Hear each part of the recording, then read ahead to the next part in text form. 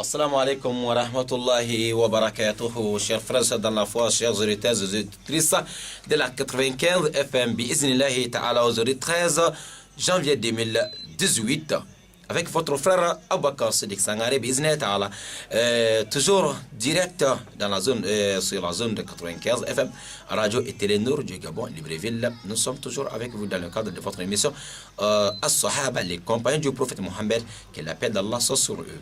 Sur Mohammed et qu'Allah soit satisfait de tous ses compagnons, Inch'Allah Ta'ala. Alors, comme la fois samedi passé, nous avons ensemble causé sur la vie de Khalid ibn Walid, première partie. Bismillah Ta'ala, aujourd'hui, nous allons continuer avec Khalid aujourd'hui, deuxième partie. Voilà, nous allons voir, Inch'Allah, ce qu'Allah va nous faciliter aujourd'hui. Et si ça ne finit pas, samedi prochain, on se retrouve encore avec Khalid ibn Walid. Bismillah ta'ala, qu'Allah les travaux nous facilite, Inch'Allah, la maîtrise et la vie et le vécu du compagnon du prophète Mohammed sallallahu alayhi wa sallam. Parce que si on arrive à bien maîtriser la vie de ces hommes, ça nous donne le courage d'aller, Inch'Allah, devant. Et ça nous donne le courage de bien pratiquer l'islam. Et ça nous facilite encore l'amour de ces gens. Car aimer les Sahaba fait partie de la foi. Détester les Sahaba, les compagnons, fait partie des signes de l'hypocrisie, car là les travaux nous éloignent de cela, Inch'Allah Ta'ala. Wa haza wa akhiru da'wana, alhamdulillah rabbil alamin. Et tout à l'heure, Inch'Allah, tout à l'heure sur les plateaux avec votre frère. Shukran. Shaitanir rajim. Bismillahir rahmanir rahim. Allahumma salli wa sallim wa barik wa karrim على محمد وعلى آله وصحبه ومن تبعهم بإحسان إلى يوم الدين. عما بعد، إخوة الإيمان، السلام عليكم ورحمة الله وبركاته. Chers frères et sœurs dans la foi, chers auditeurs et auditrices de la 95 FM, aujourd'hui 13 janvier 2018, samedi, vous êtes bien connectés sur la zone de 95 FM, Inch'Allah, dans le cadre de votre émission As-Sahaba, les compagnons du prophète Mohammed, sallallahu alayhi wa alihi wa sahbihi wa sallama tasliman kathir, amma ba'd. Nous sommes toujours, chers frères, dans la foi avec Khalid ibn Walid. Khalid ibn Walid, samedi passé, nous avons ensemble écouté une partie de la vie de Khalid ibn Walid. Première partie, bi'iznillahi ta'ala. Aujourd'hui, nous allons continuer, Inch'Allah, avec la vie de ce grand homme, Khalid bin Walid, radiallahu ta'ala anhum.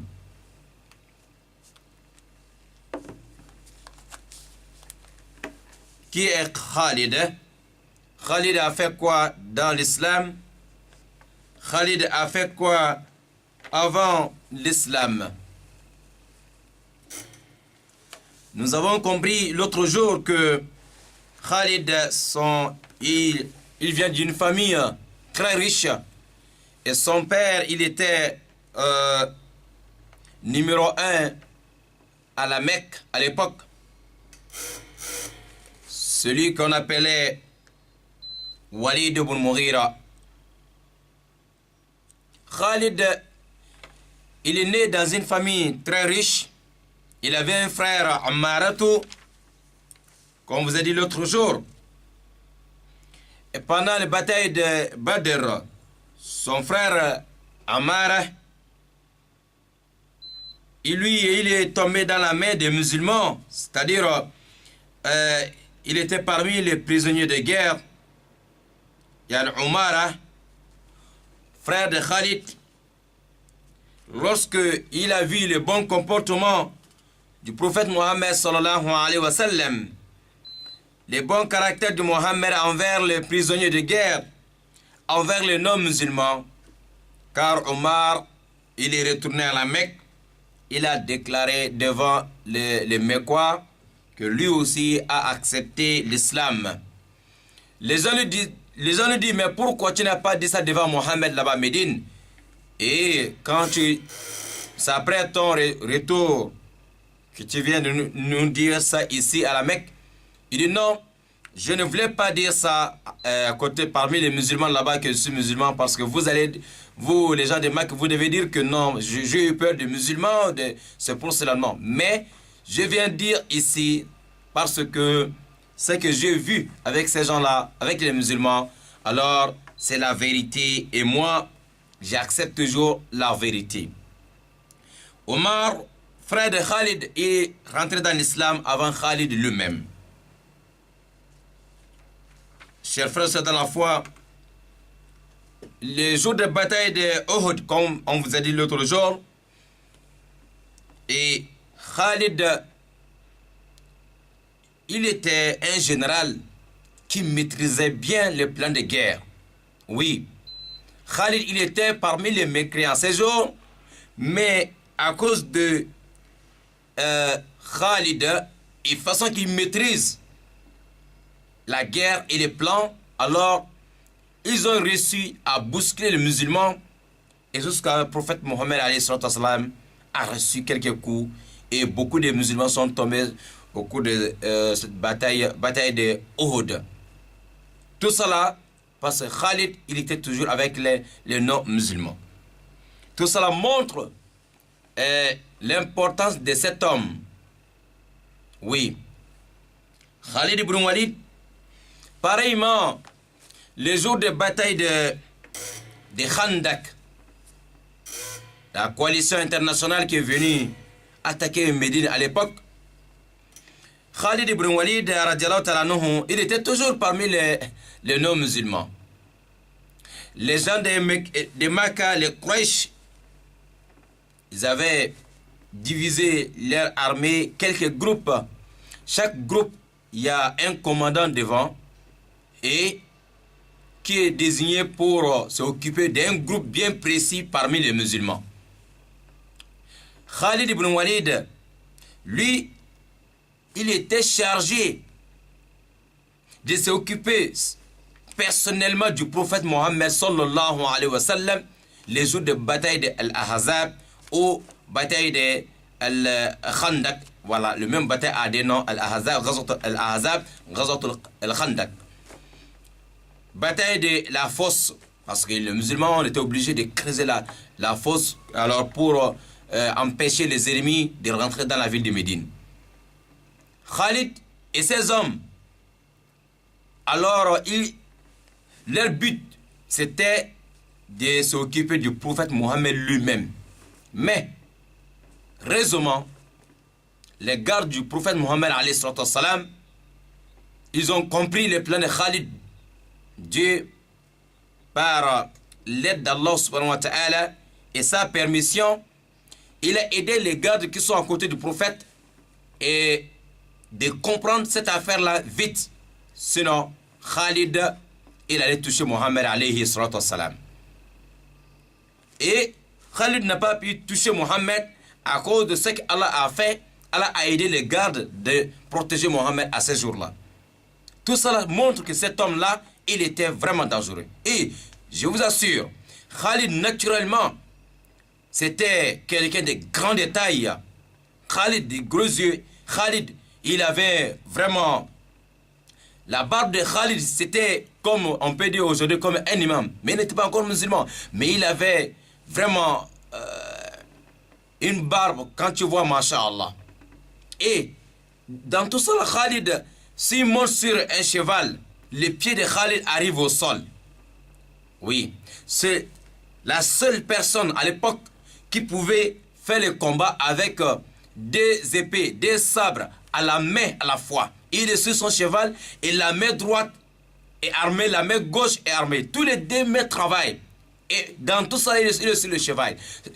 C'est Khalid, s'il est son cheval, tu ne peux pas lui faire tomber.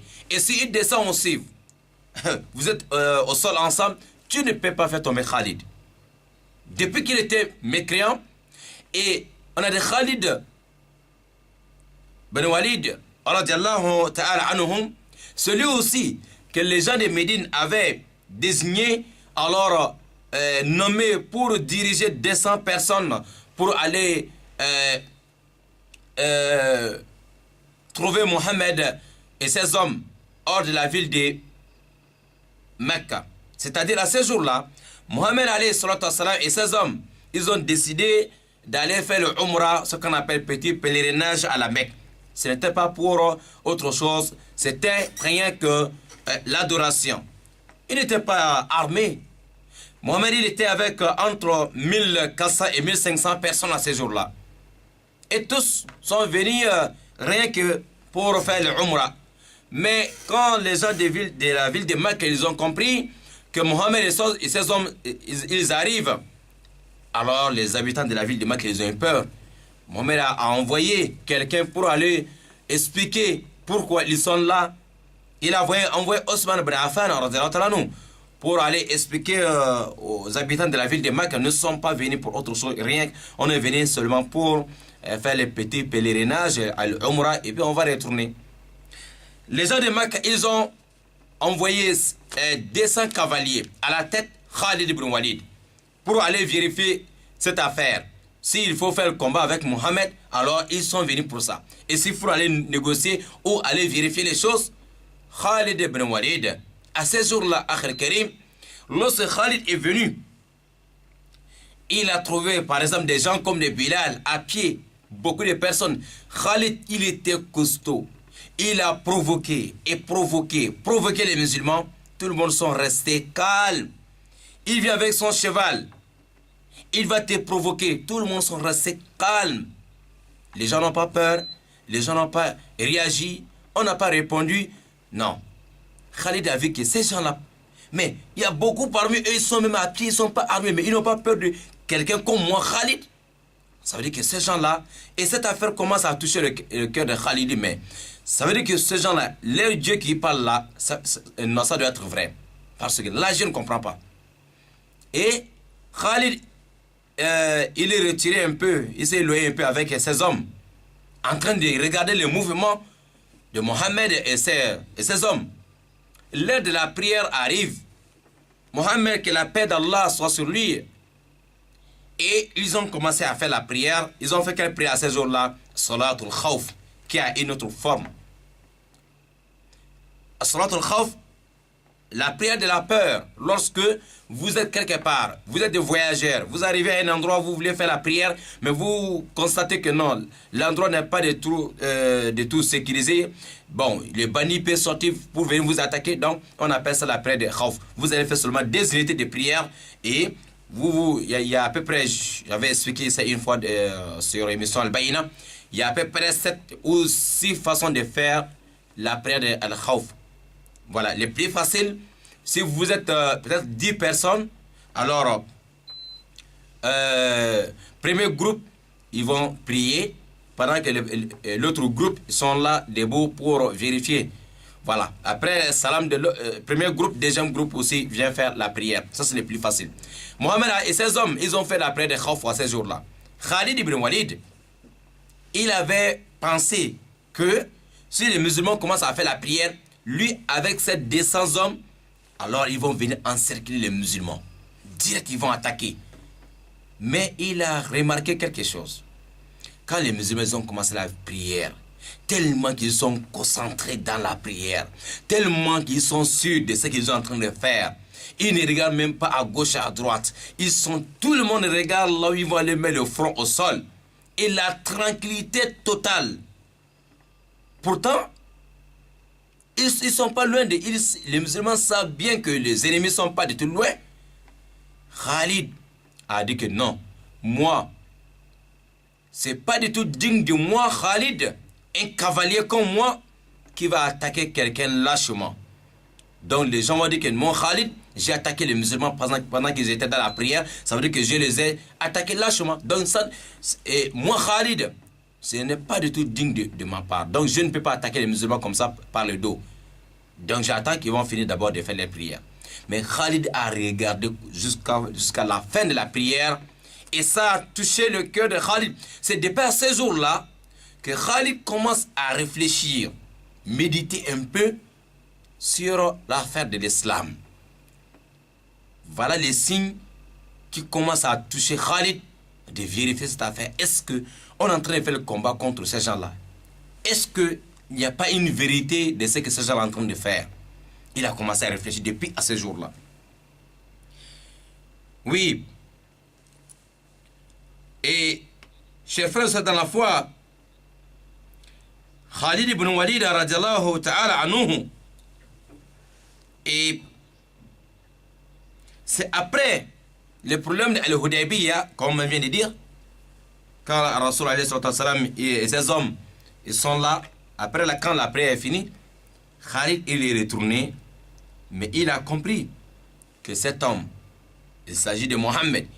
Il a dit Mohammed, il est protégé, vraiment il est protégé.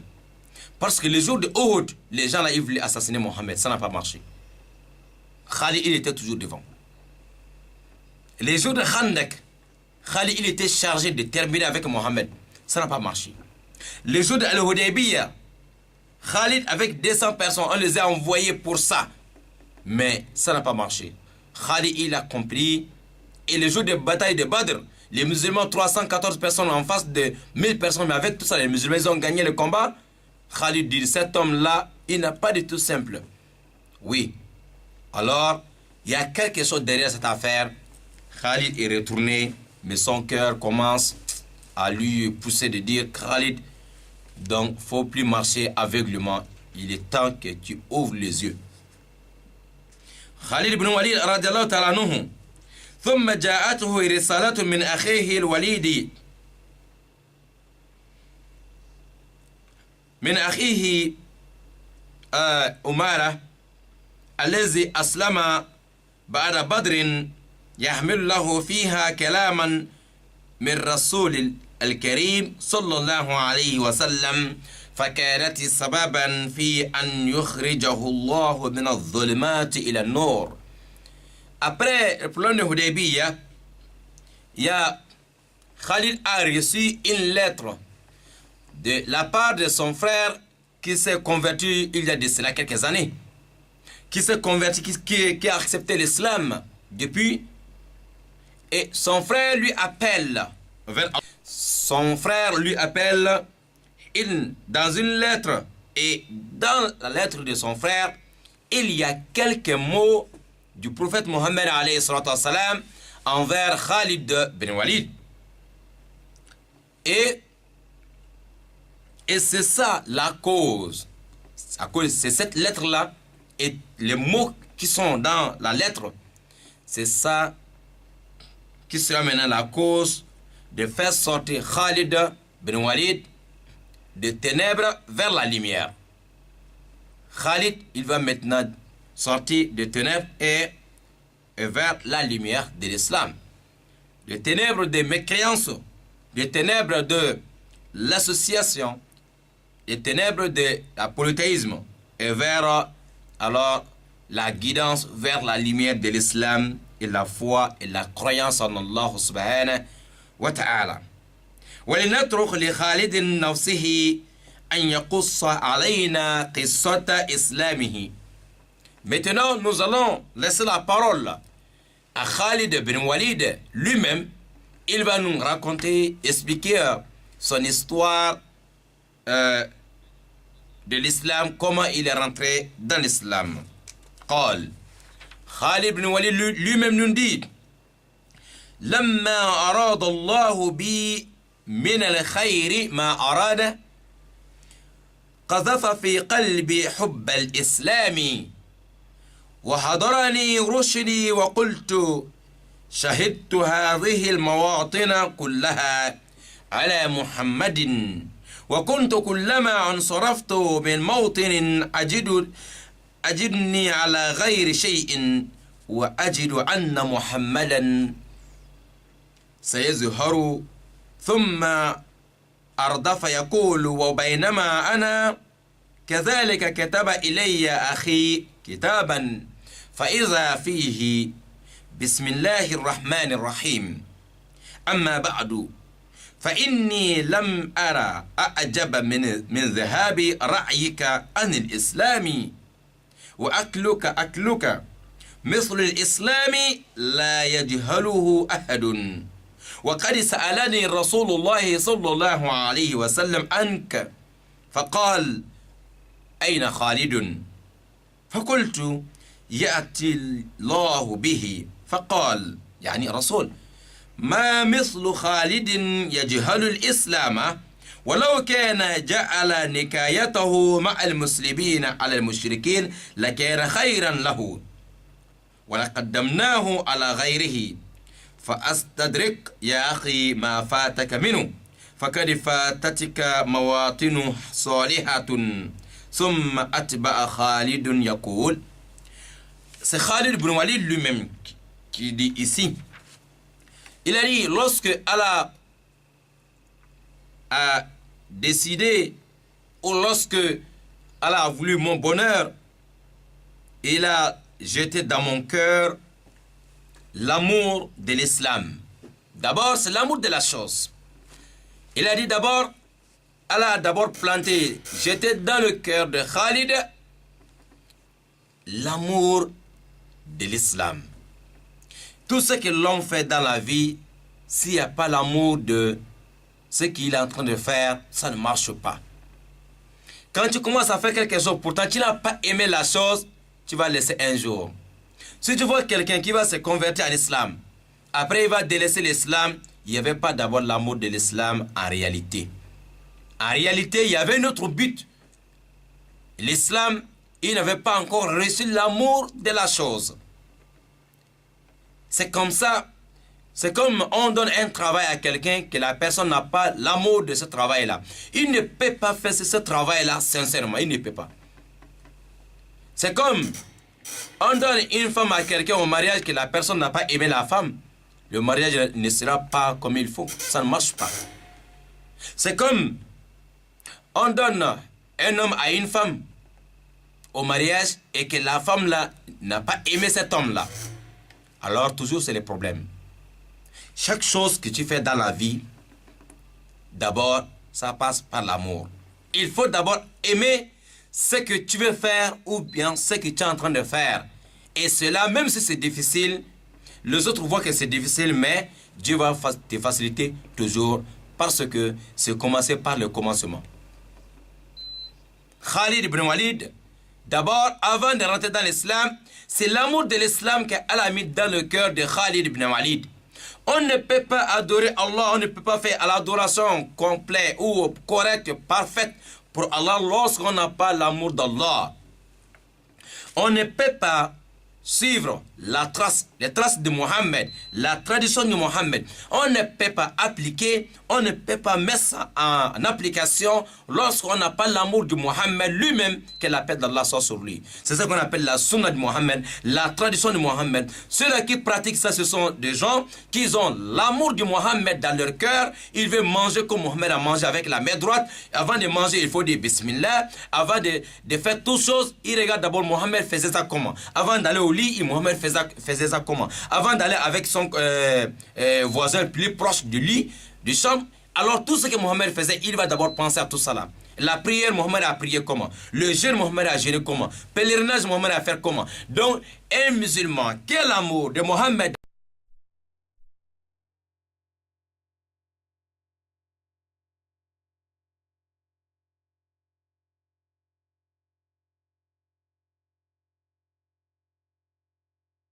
En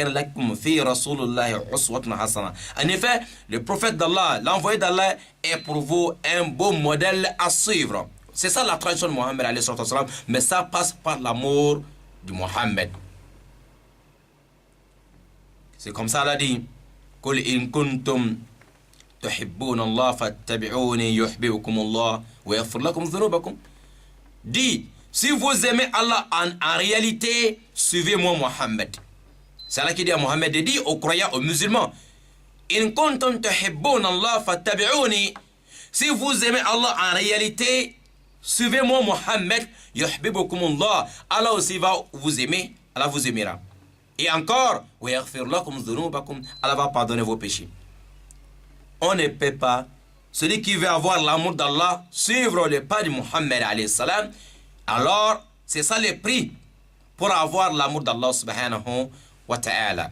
Allah ne peut pas t'aimer, Allah ne t'aimera pas lorsque tu n'aimes pas Muhammad, lorsque tu ne suis pas Muhammad sallallahu alayhi wa sallam. Et pour que tes péchés soient pardonnés, il faut aimer Muhammad. Allah va t'aimer, il va pardonner aussi tes péchés. Subhanallah. L'amour c'est très très important. Khalid ibn Walid, l'amour de l'islam est déjà planté dans son cœur. Et maintenant, il est maintenant conscient. Wa hadarani rushdi. Il est maintenant conscient de ce qu'il faut faire, ce qu'il ne faut pas faire. Maintenant, la guidance est en face de Khalid. Il voit maintenant clair, il comprend maintenant clair, il entend maintenant mieux. Parce que si ce n'est pas l'amour ou la guidance d'Allah et l'islam, beaucoup marchent aveugles. Beaucoup, tu vois, ils ont les yeux, mais ils ne voient pas. Ils ont les oreilles, mais ils n'entendent pas. Mais ils ne comprennent pas aussi. Tout ce que tu vas dire, ça ne rentre pas parce qu'ils n'ont pas encore compris. Ou bien l'amour de la chose n'est pas encore rentré dans leur cœur. Qu'Allah nous facilite, Inch'Allah. Khalid, il a commencé maintenant à réfléchir. Attends, j'ai fait bataille de Badr. Et j'ai fait bataille de Uhud. Al-Khandaq contre les musulmans. Mais attends, pourtant, ces gens sont sur la vérité. C'est nous les menteurs. Mais pourquoi j'ai fait tout ça là même? Maintenant, c'est comme quelqu'un qui dormait ou bien quelqu'un qui était sous, il a fait les désordres. Après, quand il s'est réveillé, il dit, mais attends, pourquoi j'ai fait ça même? Pourquoi j'ai fait ça? Khalid, il commence à regretter pourquoi il a fait tout ce combat contre l'islam et contre Mohammed, que la paix d'Allah soit sur lui. Il a remarqué que chaque fois que le mécréant et les musulmans font un combat, au retour ou à la fin, ils trouvent toujours, ce sont les musulmans qui sortent gagnants. Et eux, de leur côté, ils sont toujours les perdants. Pourtant, chaque fois, ils sont nombreux que les musulmans, 2 ou 3 ou 4 fois même. Mais dans tout ça, ils n'ont jamais gagné contre les musulmans. Et ils voient toujours que, côté de Mohammed, les gens n'avaient fait que quitter de ténèbres de côté des associateurs et aller rentrer dans la région de Mohammed. Et ils ont remarqué que depuis que l'islam a commencé, ils n'ont pas vu quelqu'un qui a dit que non, moi j'étais... Il n'a jamais vu un ancien musulman. Un ancien musulman, il n'a jamais vu. Tous ceux qui sont rentrés depuis le début, on les a torturés. Les associateurs de Makkah, on les a torturés. Mais dans tout ça là, ils n'ont pas laissé. Et là, Khalid dit, mais pourquoi il n'y a pas un ancien musulman? Tous ceux qui sont partis là-bas, ils sont toujours là-bas. Mais nos frères qui sont ici, ils ne font que nous quitter et aller rentrer dans l'islam. Et chaque combat, ce sont les musulmans qui gagnent. Et pourtant, ils ne sont pas beaucoup. Non, il y a une vérité dans cette affaire-là. Khalid ibn Walid, il était sage. Il a dit maintenant, pendant que lui, il est en train de réfléchir comme ça, pendant que je suis comme ça en train de réfléchir parfois seul, alors, voilà, il y a une lettre qui arrive de la part de mon frère qui s'est converti il y a de cela quelques années. Dans la lettre, chaque frère doit aimer le bonheur pour son frère.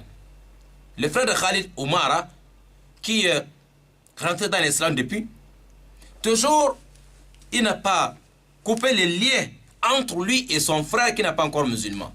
Il n'a pas coupé le lien entre lui et son frère qui faisait le combat contre les musulmans tout le temps, mais son frère toujours a besoin de son frère. C'est pas que lorsque quelqu'un qui va se convertir en islam, qu'il faut couper les liens, les ponts avec les parents qui ne sont pas encore musulmans. L'islam n'a pas dit ça à quelqu'un. Et tu te convertis en islam aujourd'hui, que tu ne dois plus marcher avec la famille, les réunions des familles, tu n'es plus là-bas parce que tu es musulman. Non, non, non, non, l'islam n'a pas dit ça. L'islam n'a pas dit ça à quelqu'un. Et que tu ne dois plus t'approcher à tes parents. Non, l'islam n'a pas dit ça. L'islam n'a pas dit de couper les liens avec les parents, avec les frères. Même si ils ne partagent pas ta foi, alors il ne faut pas couper les liens. C'est pour cela, vous voyez, les frères de Khalid, Toujours il y avait les liens entre les deux. Le frère, il est avec les musulmans. S'il y a des combats, son frère, il est avec les musulmans. Et Khalid, il est avec les mécréants. Ils font les combats. Ça veut dire que même les frères pouvaient attaquer son frère. Mais dans tout ça là, les liens, ils n'ont pas coupé les liens. Dans tout ça là, les frères cherchent toujours à mener son frère Khalid dans le bonheur. C'est pour ça qu'il a écrit une lettre à Khalid pour lui dire, ya Khalid, il est temps que tu ouvres les yeux. Khalid, pourquoi?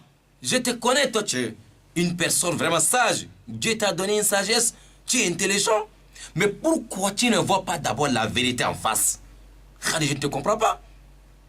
Tout le monde connaît qui tu es. Mais pourquoi tu n'arrives pas à accepter la vérité, la lumière? Pourquoi tu préfères toujours de vivre dans les ténèbres? Et pourtant, l'autre jour, le prophète Mohammed, il m'a posé la question. Il m'a demandé d'après toi. Le prophète te demande. Il dit, nous sommes à Médine, tu es à la Mecque là-bas. Mais le prophète me demande, pourtant tu n'es pas encore musulman. Il m'a posé la question, que ton frère Khalid est où? Je lui dis que non, Inch'Allah, un jour, Dieu va amener Khalid dans la lumière. Il m'a dit que quelqu'un comme Khalid ne peut pas ignorer l'islam. C'est Mohammed qui dit ça à l'autre frère. Le frère a écrit une lettre et il a mis le mot, la parole de Mohammed alayhi salam. Il a dit, Mohammed, il m'a demandé, Khalid est où? Subhanallah. Pourtant, tu as fait beaucoup de combats contre lui. Pourtant, on t'a désigné plusieurs fois pour finir avec le prophète Mohammed alayhi salam. Plusieurs fois, tu as tenté d'assassiner Mohammed. Mais celui qui demande, d'après toi, celui qui demande, il dit que toi, quelqu'un comme Khalid, ne peut pas ignorer l'islam. Khalid est sage et intelligent. Un jour, il va comprendre la vérité. Subhanallah. Regarde le bon comportement de Mohammed. Il n'a pas dit à son frère, ton frère là, il faut lui parler. Hein. Il a tenté plusieurs fois de m'assassiner. Mohammed n'a pas dit ça à son frère, non. Il n'a pas dit aussi, Khalid, tu as tenté de m'assassiner plusieurs fois, je te connais déjà, je vais envoyer les hommes. Non, non, non, non, non, non, non. Mohammed, c'est des paroles positives qu'il a dit à l'endroit de Khalid ibn Walid radiallahu ta'ala anhu. Alors Mohammed dit à son frère, les frères qui parlent comme ça à Khalid, il dit, Mohammed m'a dit encore que même si Khalid, tout ce que Dieu a donné à Khalid, gabarit, il est costaud, grand détail, quand tu vois Khalid en face, toi-même tu sais que voilà, il y a un homme en face de toi. Et l'intelligence, la sagesse, oui, il était parmi les seuls, parmi les Arabes à l'époque, la seule personne qui peut faire le combat avec les deux mains à la fois. Il était numéro 1 dans ça. Et le plan de guerre, Khalid, il était numéro 1. Tout récemment, il y a un général d'Afghanistan qui a fait une déclaration en disant que dans leur camp de militaires, les camps d'entraînement, lui, il était chargé d'enseigner plan de guerre de Khalid ibn Walid. Et que lui encore, non seulement il est musulman, mais il était obligé, il a fait 5 ans pour étudier le plan de guerre de Khalid ibn Walid. Il a trouvé, depuis que Dieu a créé le monde jusqu'à aujourd'hui, le plan de guerre de Khalid ibn Walid, et le plan de guerre de Khalid est utilisé dans beaucoup de pays aujourd'hui. Les musulmans comme non-musulmans. Parce que dans l'histoire, après le prophète Mohammed lui-même, que la paix d'Allah soit sur lui, Khalid ibn Walid est numéro 1, c'est la personne qui connaît le plan de guerre. Et pourtant, qui avait montré ça à Khalid? C'est automatiquement lui-même, il a seulement réfléchi comme ça. Dieu a aidé Khalid, lui faciliter de maîtriser ce qu'on appelle le combat, la guerre et les plans. Mohammed était numéro 1 dans ça, Khalid est numéro 2 depuis que Dieu a créé le monde. Et ce général nous dit que lui, il a fait 5 ans pour étudier rien que le plan de guerre de Khalid pour enseigner au niveau recruté. Vous voyez, 5 ans en train d'apprendre seulement le plan de guerre de Khalid. Il a vu que tous les plans qu'ils avaient, plan de guerre de Khalid est numéro 1. Allahu Akbar Kabira. La preuve, Khalid ibn Walid, vous allez comprendre. Khalid, avec 3000 personnes, ils ont gagné contre 200 000 personnes. Vous allez comprendre devant, Inch'Allah ta'ala, mais peut-être ça ne sera pas aujourd'hui. Ça, c'est après quand il va rentrer dans l'islam. Les musulmans, 3000 personnes devant tous les Arabes qui sont réunis autour des 100 militaires, plus les Romains, en tout 200 000 personnes en face des 3000, mais c'est Khalid qui était devant ces jours-là. Les plans que Khalid a tracés, les 3000 musulmans, ils ont gagné contre 200 000 combattants non musulmans. Subhanallah. C'est tout cela qui montre que cet homme-là, et encore, les côtés de mécréants, les ennemis, ils étaient plus armés et tous sont sur les chevaux, les chevaux, les chameaux. Les musulmans, majorité toujours à pied. Ils ne sont pas bien armés même, parce qu'il n'y a pas de moyens. Mais dans tout ça là, le plan de guerre de Khalid a reçu, Dieu a aidé, a mis la bénédiction dans ça. Les musulmans, 3000, ils ont gagné contre 200 000. Vous allez comprendre beaucoup de combats que Khalid fait comme ça. Et Khalid bin Walid, avant d'arriver là-bas, il nous dit que son frère lui dit que Mohammed dit tout ce que Dieu a donné à Khalid, s'il avait fait ça avec les musulmans, et ça doit être bien pour lui, au lieu d'utiliser ça dans les ténèbres. Toute la force que Dieu a donnée à Khalid, l'intelligence que Dieu a donnée, la connaissance que Dieu a donnée à Khalid, il pouvait venir et utiliser ça dans l'islam, dans la lumière, au lieu de rester dans les ténèbres pour utiliser ça. Il va gagner quoi dans ça là-bas? Lorsque Khalid a compris tout ça, que Mohammed lui-même fait les commentaires sur moi, pourtant plusieurs fois j'ai tenté d'assassiner Mohammed, celui qui fait tous ces commentaires sur moi, subhanallah. C'est pour cela, son frère lui dit, Khalid, je t'appelle, je t'invite de me rejoindre dans la lumière. Oui, il est temps, il ne faut pas qu'il soit trop tard. Khalid, lorsqu'il a dit que il a reçu cette lettre, Nasottu lil khuruj ila al-Madina. Khalid maintenant, il a eu le courage encore. Khalid, il était content encore de tout ce qu'il a entendu. Il va maintenant, il a dit wasarratini maqalatu rasulillahi sallallahu alayhi wa sallam. Et surtout les quelques mots du prophète Mohammed alayhi wa sallam, j'étais trop content d'écouter tout ce que Mohammed dit sur moi. Pourtant plusieurs fois j'ai tenté de faire tout ce coup-là contre Mohammed. Ça c'est cet homme-là, masha'Allah, le plus beau modèle à suivre, Mohammed, que l'appel d'Allah sur lui. Khalid dit, après ça, lui il a fait un rêve. وَرَأَيْتُ فِي الْمَنَامِ كَأَنِّي فِي بِلَادٍ ضَيِّقَةٍ جَدْبَةٍ فَخَرَجْتُ إِلَى بَلَدٍ أَخْضَرَ وَاسِعٍ فَقُلْتُ إِنَّ هَذِهِ الرُّؤْيَا حَقٌّ. Khalid dit, après ça, j'ai fait un rêve. J'ai rêvé la nuit que je suis dans une ville trop serrée et sec, il n'y a pas la pluie, et que je suis en train de sortir de cette ville-là, aller à une autre ville. Trop de forêts, beaucoup de pluie, beaucoup de jardins, beaucoup de plantations. Quand j'ai vu ça dans les rêves, je me suis réveillé, j'ai dit oui, les rêves là, ça c'est vrai, ça c'est vrai. Je dois quitter la ville de Makka pour rejoindre les musulmans à Médine. C'était ça l'explication des rêves de Khalid bin Walid. Lui-même, il a compris directement. Il était sage, masha'Allah. فلما عزمت على الخروج إلى رسول الله صلى الله عليه وسلم قلت من أصاحب معي إلى محمد. Quand j'ai décidé de sortir de la ville de Mecca pour rejoindre les musulmans, surtout Mohammed à Médine, j'ai dit, mais qui va m'accompagner pour aller chez Mohammed à Médine? فلقيت صفوان بن أمية فقلت أما ترى يا أبا وهب ما نحن فيه لقد ظهر محمد على العرب والعجم فلو قدمنا عليه فاتبعناه فإن شرف محمد شرف لنا.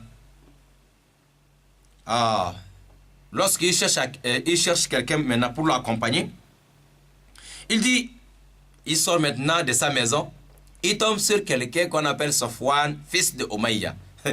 La fois, il y a de cela 2 semaines que vous avez compris aussi l'histoire de Safwan, que je vous ai expliqué la fois dernière. Il a vu Safwan, il lui explique. Il dit, Safwan, tu vois, ce que nous on est en train de faire, nous sommes dans les ténèbres, Mohammed et ses hommes, ils ont déjà gagné sur les Arabes. Encore, ils ont dépassé les Arabes maintenant, les autres nations, ils ont gagné aussi sur eux. Mais il est temps que nous, on rejoigne aussi les bateaux de Mohammed. Mohammed, chaque fois qu'il va gagner, c'est nous tous qui gagnent. Le bonheur, l'honneur de Mohammed, c'est notre honneur à nous. Hein? Nous tous, nous sommes des gens de Mecca. Pourquoi on lui refuse? On fait tous ce combat-là contre lui pendant qu'il est en train de gagner contre tout le monde. Il nous a gagné plusieurs fois. Il est temps qu'on nous rejoigne. Safwan فأبى علي أشد الإباء وقال لو لم يبقى غيري من قريش ما تبعته أبدا فافترقنا وقلت هذا رجل موتور يطلب سعرا فقد قتل أبوه وأخوه في بدر. Et l'homme, yani Safwan, a refusé totalement, catégoriquement d'accompagner Khalid pour aller rentrer dans l'islam. Il dit, moi, même si tous les Quraysh sont finis, il reste seulement moi seul, Safwan. Je ne suis pas, je ne rentre pas dans la religion de Mohammed. Jamais. Il a dit comme ça, Khalid. Khalid, il a laissé Safwan, il est parti. Khalid dit, cet homme-là, c'est un rancunier. Il a la haine contre Mohammed. Parce que il avait perdu des personnes pendant les batailles de Badr. C'est tout ça là qui est dans son cœur. Donc, il voit la vérité, mais la haine lui pousse de ne pas accepter la vérité. Et il veut se venger aussi.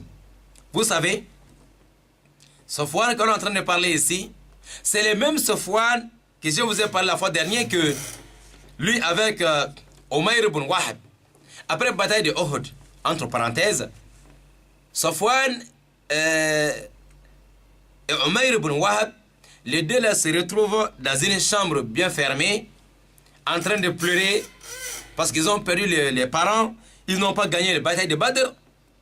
C'est là où Umayr dit à Safwan, si ce n'était pas à cause de ma famille, mes enfants et mes femmes, et encore, je dois beaucoup de personnes, si ce n'était pas ça, j'allais m'organiser, aller attaquer Mohammed, aller assassiner Mohammed depuis à Médine là-bas. Safwan, ici, le même Safwan ici là, c'est le Safwan qui dit à Umayr, si c'est ça, dis-moi, tu dois combien à qui? Moi, je vais payer tout à ton nom. Et ta famille, alors, ils vont rejoindre ma famille. Tes enfants deviennent mes enfants, je vais m'occuper de tout. Mais l'essentiel, il faut aller à Médine, trouver une solution pour Mohammed. Et les deux, ils ont fait ça. Masha'Allah, Umayr, il est sorti de la ville de Mecca. Les deux, ils ont fait le complot, la tentation d'assassinat de Mohammed. Et ils ont dit, il ne faut pas dire à quelqu'un ici que moi je suis parti à Médine pour aller assassiner Mohammed. Safwan, il est content. Il reste dans la ville de Mecca. Il dit aux gens toujours, hey, je vous dis quelque chose. Dans quelques jours, il y a une bonne nouvelle qui va tomber ici, que nous tous, on va oublier nos parents qu'on a perdu au cours de bataille de Badr. Attendez seulement quelques jours. La nouvelle qui va venir, c'était le contraire. Car Mohammed sallallahu alayhi wa sallam, depuis à Médine, Dieu a tout montré à Mohammed les coups qu'ils ont tracés. Oui.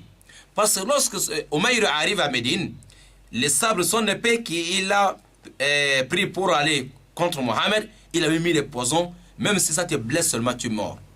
Voilà. Lorsque ça te blesse, alors toi tu es un homme mort. Il est parti.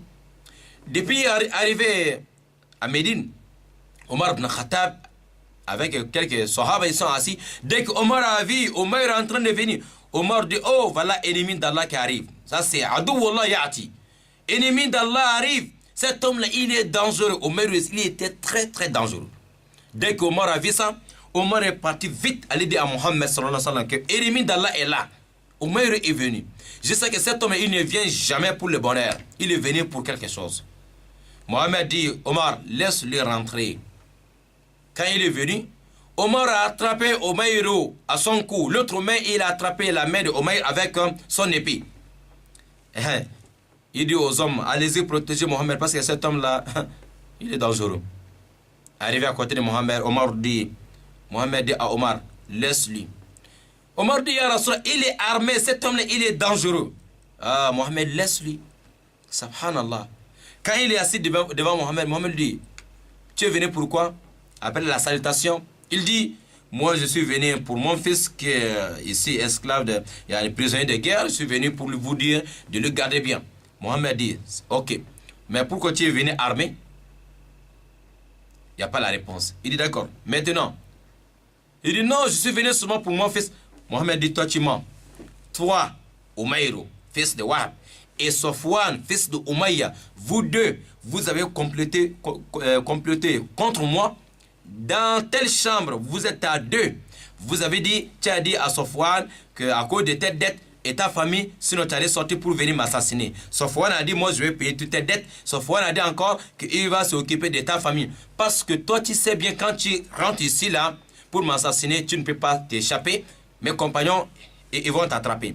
Comme tu sais que quand tu viens, tu ne peux plus retourner vivant, alors tu as confié ta famille à quelqu'un d'autre qui va s'occuper de ta famille après ta mort. N'est-ce pas? Mais nécessaire que tu veux me tuer, c'est ça, non? Et dès que Mohamed a dit ça à Umayr, Umayr dit, Ashhadu an la ilaha illallah wa annaka rasulullah. Il dit, j'atteste qu'il n'y a de Dieu qu'Allah et que toi, Mohamed, tu es l'envoyé d'Allah. Parce qu'avant nous, on a traité tout ce que tu disais des mensonges. On disait que toi, tu nous mens en disant que Dieu t'envoie, la révélation descend sur toi, le Coran, la parole d'Allah descend sur toi. On disait que c'était faux. Mais aujourd'hui, je vois que c'est vrai. Parce que nous, moi, Umayr, avec Safwan, on était seulement à deux dans la chambre à la Mecque. Et toi, tu es ici à Médine, à peu près 400 km. Alors, il n'y a pas de téléphone, rien. Donc, je sais que c'est Allah seul qui t'a parlé de ça. Sinon, personne. C'est là où Umayr il est rentré dans l'islam. Mohamed dit aux musulmans, ok, libérez son esclave, son fils, ils ont libéré. Ils ont dit, bon, montrez à cet homme-là comment il faut faire la prière et le Coran.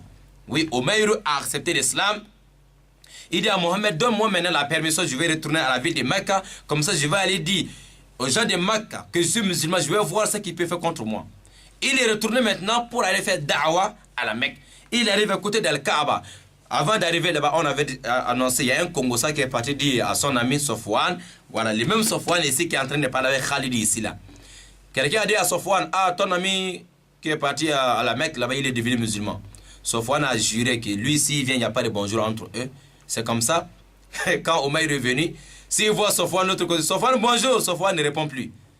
Alors, l'autre, il est rentré dans l'islam. Safwan est resté avec la haine, parce qu'il a tenté, il a envoyé quelqu'un pour aller assassiner Mohamed. Finalement, à cause de bons comportements et l'accueil que Mohamed a réservé pour cet homme-là, il est rentré dans l'islam.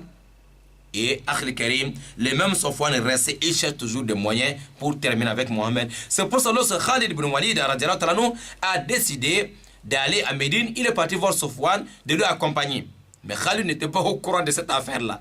Safwan a refusé totalement, catégoriquement, que lui, jamais, même si Mohamed finit avec tous les Quraysh, moi, c'est pas moi qui va rentrer dans la région de Mohamed. La haine est là toujours dans son cœur. Khalid va lui laisser. Allez voir quelqu'un d'autre. Naam. Khalid, il continue à expliquer. تركت صفوان بن أمية ولقيت عكرمة بن أبي جهل فقلت له مثله فقال فقال لي مثل ما قاله صفوان. Lui il a vu Ikrima maintenant, fils d'Abu Jahl, il lui dit, Ikrima lui aussi n'était pas encore musulman. Ikrima a répondu la même chose, il dit que jamais moi je ne rentrerai pas dans l'islam. Mais tout ça, tous ces hommes ils sont rentrés dans l'islam après, hein, mashallah. فقلت له اتوي ما ذكرت لك. Je dis à Ikrima, ok, oublie ce que je te dis, hein, ok, oublie ce que je te dis. وخرجت إلى منزلي فأمرت براحلتي أن تعد لي إلى أن ألقى عثمان بن أبي طلحة وهو صديق لي يعني أذكر له ما أريد. Après, je suis parti dans ma maison, je dis bon, je vais me préparer maintenant, organiser maintenant pour le voyage. Mais je dis, je vais aller d'abord dire à mon ami qui s'appelle Ousmane Ben Talha, il était le gardien d'Al-Kaaba à l'époque. Je vais lui dire, alors ce que je vais faire, peut-être lui il va m'accompagner. Mais après, ثم تذكرت من قتل من آبائه فكرهت ذلك. Après, je me suis rappelé que je dis non, lui là, lui aussi avait perdu quelqu'un au cours de bataille de Badr. Peut-être il n'est pas accepté, je vais le laisser. Mais maintenant, quand je suis maintenant prêt pour sortir, je vais aller lui dire au revoir et bonjour. Comme ça, il va me voir, mais lui quand même, peut-être il ne peut pas m'accepter. Vous voyez, c'est Ousmane Ben Abi Talha que Khalid a négligé. Mais Safwan et Ikrima, il est parti le voir personnellement dans leur maison. Ils ont refusé. Mais son propre ami, il a négligé. Et voilà ce qui va arriver. Après avoir négligé, quand il est prêt maintenant pour voyager, il est parti seulement pour lui dire au revoir. Lui dit, non, moi je vais partir avec toi. C'est Ousmane Ben Abi Talha qui a accepté d'accompagner Khalid Ben Walid. C'est comme ça, chers frères et sœurs, dans la foi, Khalid et cet homme-là, Ousmane Ben Abi Talha, ils sont sortis la nuit. Oui, la nuit à quelle heure? L'heure de Suhour, يعني 3h 4h du matin.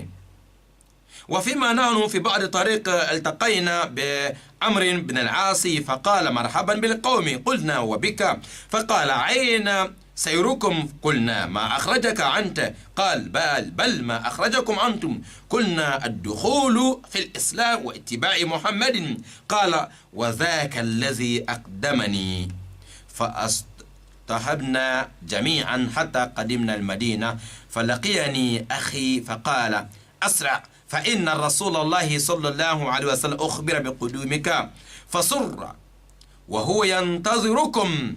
Et lorsque lui, avec Ousmane Ben Abi Talha sur la route vers 3h, 4h du matin, ils ont vu encore un homme qui s'appelle encore Amr ibn al-As. Amr ibn al-As, dans le désert, 3h, 4h du matin. Lorsque Amr les a vus, il dit, mais bonjour, vous allez où? Ils ont dit, mais toi, seul, dans le désert la nuit comme ça, tu fais quoi ici? Amr dit, mais vous deux aussi, c'est quoi qui vous a fait sortir la nuit là? Ils ont dit vraiment, nous on a décidé d'aller rentrer dans l'islam à Médine. Amr dit, moi aussi c'est la même chose qui m'a fait sortir de ma famille aujourd'hui. Moi aussi c'est l'islam. Vous voyez, 3h et 4h du matin, les gens ils sont dans le désert, sur la route de Médine, aller pour rentrer dans l'islam. C'est pour ça que les majorités sont sorties de la ville de Mecca pleine nuit. Tous les émigrés qui sont quittés de Mecca pour aller rejoindre l'islam, les musulmans à Médine, c'est majorité, c'est la nuit. Parce que quand ils sortent la journée, c'est le problème. Et à la rentrée de Médine, voilà encore quelque chose qui va arriver. Il a vu son frère. Il est sorti de Médine pour attendre Khalid et ses amis. Khalid a vu son ami, son frère. Il dit, mais pourquoi tu es hors de la ville? Il dit, oui. Parce que Mohamed nous a annoncé la bonne nouvelle. Mohamed nous a dit que toi, Khalid et tes deux amis, vous êtes en train d'arriver. Mohamed est content, et très content même, que toi et tes deux amis, vous êtes en train d'arriver, vous êtes sur la route. C'est pour ça que moi, je suis sorti de la ville de Médine pour vous accueillir. Subhanallah. Qui avait téléphoné Mohamed pour dire Khalid et Ousmane Ben Abi Talha et Amr ibn al-As, ils sont en train de venir. C'est Allah qui avait informé Mohammed sallallahu alayhi wa sallam. C'est là Khalid et ses amis sont ajoutés maintenant sur les vitesses. Ils sont pressés maintenant pour voir Mohammed parce que Mohammed les a bien accueillis. Masha'Allah, tout le monde sont contents. Et arrivé devant Mohammed sallallahu alayhi wa sallam, Khalid dit devant Mohammed, Inni ashhadu an la ilaha illallah wa annaka rasulullah. فقال الحمد لله الذي هداك قد كنت أرى لك أكلا ورجوت أن لا يسلمك إلا للخير. Lorsque j'ai vu Mohammed, j'ai dit Ashhadu an la ilaha illallah wa anna Muhammad Rasulullah. J'ai dit qu'il n'y a de Dieu digne d'adoration qu'Allah et que Mohammed est l'envoyé d'Allah. Mohammed dit Alhamdulillah, louange Allah. Mohammed a remercié Allah. Il dit je remercie Allah qui t'a guidé vers la lumière. Oui, je savais que toi tu es un homme sage, alors raisonnable. Et j'ai toujours souhaité ton bonheur, Khalid. Khalid qui a souhaité assassiner Mohammed plusieurs fois, Mohammed dit que j'ai souhaité toujours le bonheur pour toi, ya Khalid. Subhanallah. Masha'Allah, c'est ça l'islam. C'est ça le comportement d'un vrai musulman incroyant. Khalid dit depuis à ces jours-là que lui rentrait dans l'islam avec son cœur. Oui, commencer par son cœur. Oui, il a mis toute sa force. Maintenant, il veut rattraper. Il a regretté tout ce qu'il a fait contre l'islam et contre les musulmans. Alors, chaque fois qu'il pense à ça, lui-même, il s'énerve seul. Pourquoi j'ai fait tout le combat contre Mohammed? Et un jour, il était dépassé, il est venu dire Mohammed, Ya Rasulallah, kad ra'ayta ma kuntu ashhadu min tilka al-mawatin mu'anidan an al-haqqi fad'u Allah an yaghfiraha li. Jusqu'à Khalid est venu voir Mohammed un jour, il dit Ya Rasulallah, tu as vu tous les combats qu'on a fait contre toi et l'islam. Je veux que tu demandes à Allah spécialement pour moi pour qu'il pardonne tout ce qu'on a fait contre toi. Mohammed lui dit Ya Khalid, il dit إن الإسلام يجب ما كان قبله فآل خالد يؤكد رجاءه. Mohammed dit à Khalid, Ya Khalid, l'islam efface tout ce qui est passé avant l'islam. إن الإسلام يجب ما كان قبله. L'islam efface tout ce qui est passé avant l'islam. Ce qui veut dire, quelqu'un qui n'était pas encore musulman, tout ce qu'il a fait, le jour qu'il va se convertir en islam, tous ses péchés sont pardonnés. Il devient comme un bébé né qui vient de naître aujourd'hui. Même si la personne a 60 ans, depuis tous les péchés qu'il a fait jusqu'à l'âge de 60 ans, jusqu'à le jour qu'il s'est converti en islam, alors il est devenu comme un bébé qui vient de naître aujourd'hui. Il n'a aucun péché. Mohammed lui dit, Khalid, rassure-toi, tu n'as pas de problème. Tout ce que tu as fait, Dieu a déjà pardonné parce que tu as déjà accepté l'islam. Tout s'est pardonné. C'est pour cela si une personne qui accepte l'islam, de rentrer dans l'islam, vraiment on est content de la personne. Autrement dit, on est jaloux de la personne parce que lui, il est comme un bébé qui n'a pas de péché. On veut être aussi comme ça. Oui.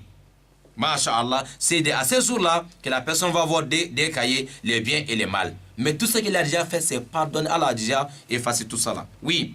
C'est pour cela, pour rassurer encore Khalid, Rasul lui fait un dua spécial pour Khalid. Il dit Allahumma ighfir li Khalidi bin al-Walidi kulla ma salafa minhu min saddin an sabilik.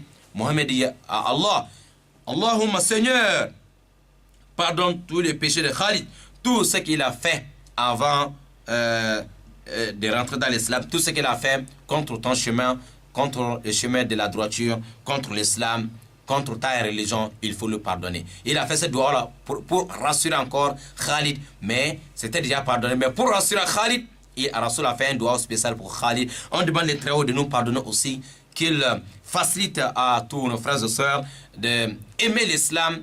Et Inch'Allah Ta'ala, lorsqu'on a l'amour de la chose, ça va nous faciliter de pratiquer la chose. Qu'Allah nous facilite, Inch'Allah. Nous allons limiter ici aujourd'hui pour la vie de Khalid ibn Walid. Samedi prochain, bi'iznillahi ta'ala, Allah nous facilite.